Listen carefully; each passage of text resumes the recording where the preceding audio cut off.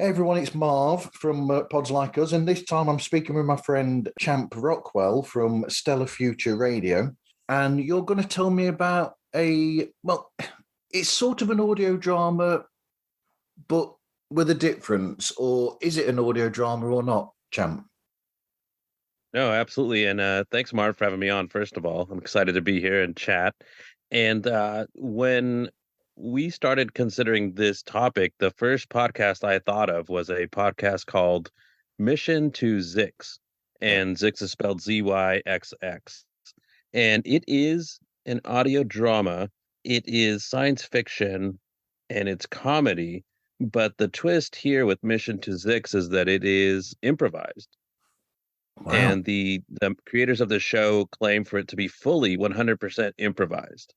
Yeah. And I came upon this podcast in my travels. I was looking for something that wasn't true crime, or sports, and I was like, I need something different. I'm a big fan of sci-fi, and came upon this, listened to the first couple episodes, and I got hooked because I'm a big fan of improvisation, and long form improvisation is hard to do, and so it was interesting to see how creative they would be, but almost equally as interesting to see how they dug themselves out of holes when they didn't know where to go, right? Yeah. Because improvising is not easy. It's not. I mean, the only similar I could think to that, I don't know whether, do you know a Megastar 7? I do not know. You don't.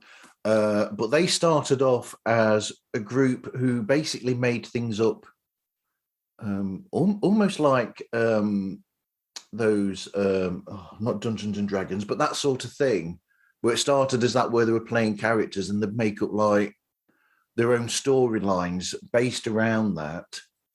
And then that led to the show A Megastar 7, where initially it was based on their improv, and then one person, Skylar, would take that improv and own it into a script that then became the script for the podcast, the audio drama. But it was based initially on their improv, and then he just tidied it up essentially and made it into an actual home script.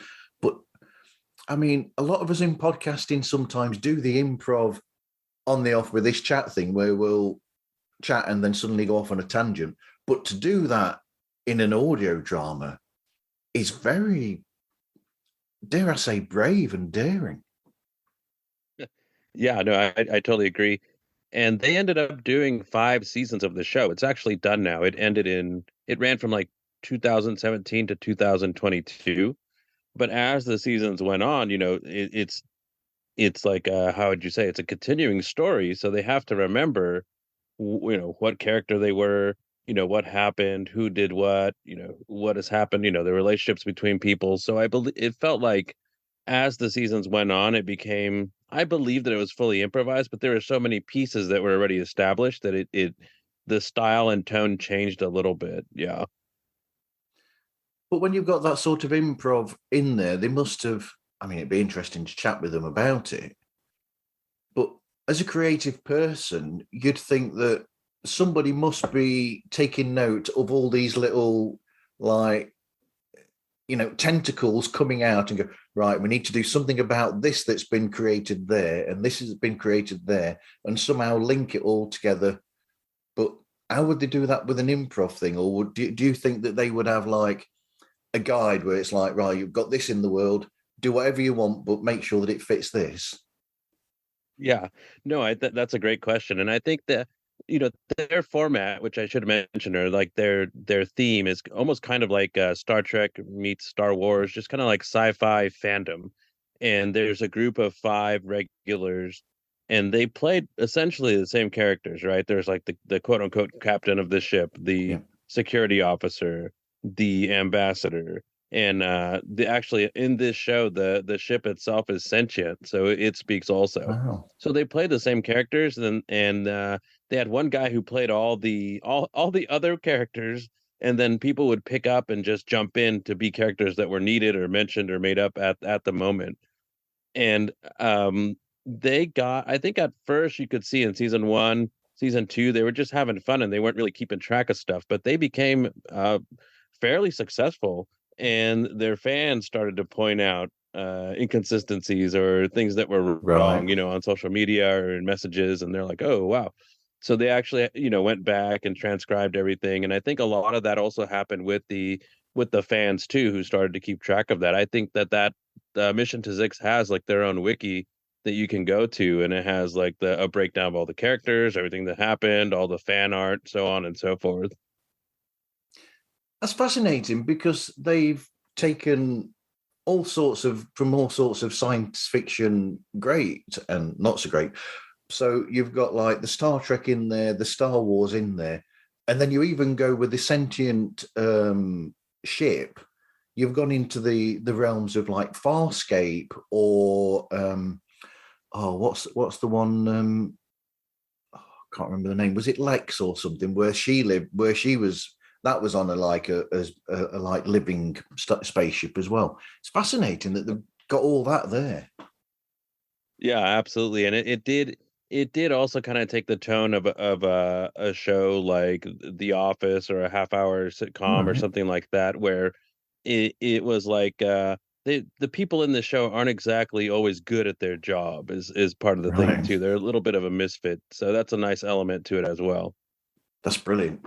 So listening to that, how does that inspire what you do with Stellar Future Radio, or does it?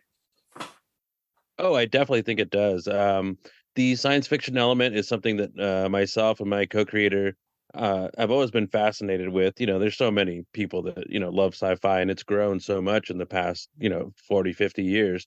And where sci-fi was kind of like a niche thing, it's now hugely popular, with the mainstream, I would say. Yeah. But we were inspired to do something. My partner and I were both actually screenwriters. So we Okay. graduated from film school with screenwriting degrees, but it's so much easier to put pen to paper and make an idea happen with a podcast than it is to get a production going. And I think that was kind of the allure and the interest for us, was something that could just be done so much quicker and faster, and just be like lighter. You can make it happen with less resources. Yeah, but at the same time, I mean, I was speaking with, it's a while ago now, when I was speaking with Brady and Mike, who do Escaping Denver, we were saying that you've got that whole other element then where, because you've not got the visual to go with it, you've got to be really creative with the soundscape that you use so that you can pull the people in, and it is like they're actually there, and you've got all the sounds there to make up for the missing visuals. Yeah, no, 100%. So we we actually wrote out season 1, uh 8 episodes, one double episode at the end, so 9. But we wrote out the story. We thought, "Oh man, this is so good. We're so great as screenwriters, blah blah blah." We recorded it and we played it back, and it sounded awful. There was no sound effects, right? No sound Wow. effects, no atmosphere. And it was really eye-opening for us to kind of take a step back. We thought, "Oh, we know how to write." It's not that easy, especially with a podcast.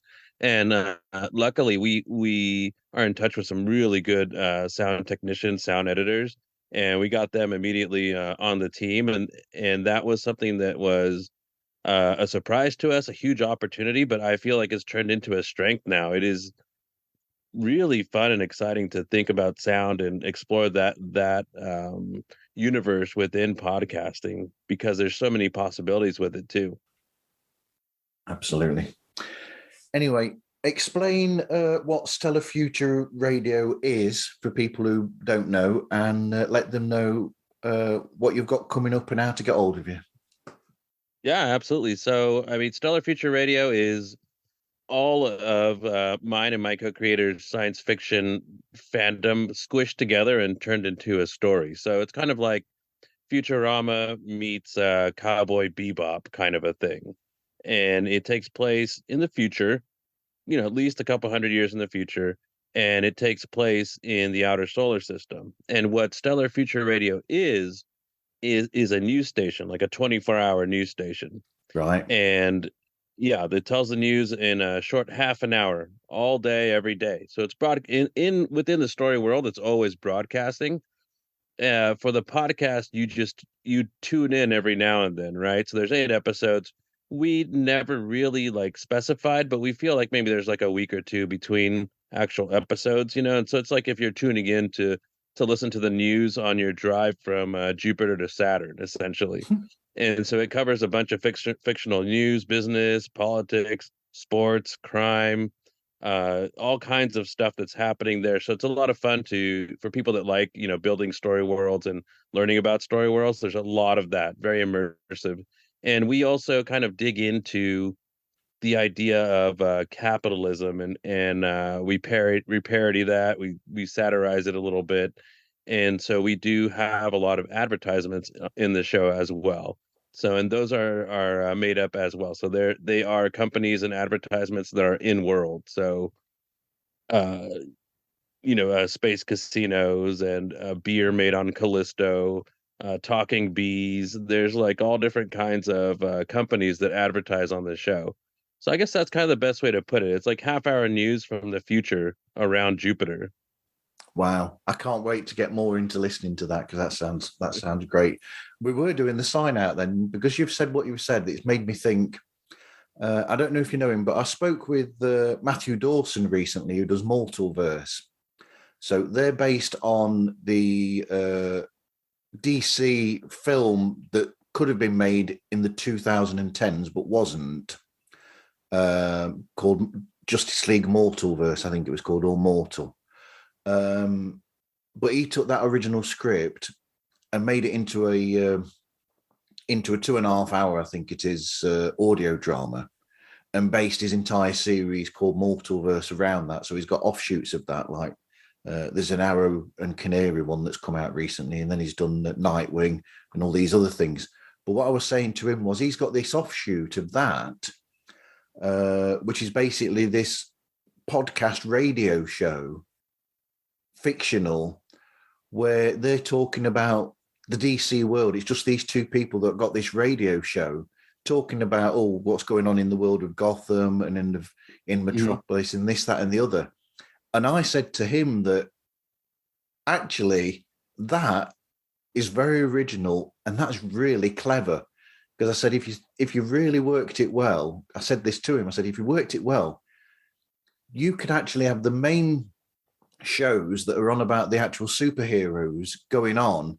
And I said, if you worked it, those little short 10 minutes to 15-minute little radio shows that you're doing, fictional, would be great if you included like a little bit like, I saw Batman doing this, and it's a callback to something that happened in one of these other episodes. And I said to him, I think that is a great idea. I like the idea of it being like, of this sort of like fake media to a degree, talking about something that's going on in that fictional realm.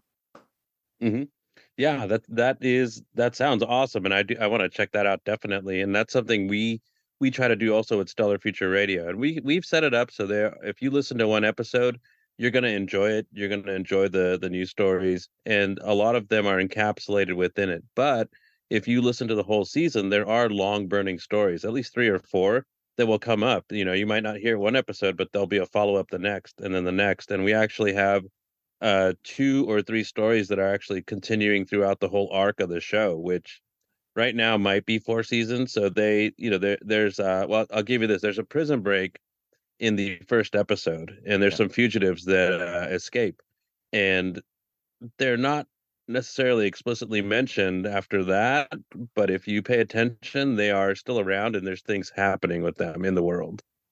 So did you explain to people first where they can find your show? Yeah. So we're everywhere: Spotify, Apple, Good Pods, anything. Just look for Stellar Future Radio, and then you can find us on the Twitter machine, also now known as X, at SFR underscore OC is where we're at. So either of those, and that's where we are. Cool. That's great. Anyway, thanks for speaking with me today, champ. Yeah, absolutely. Great to meet you. Thanks for having me. Thanks very much.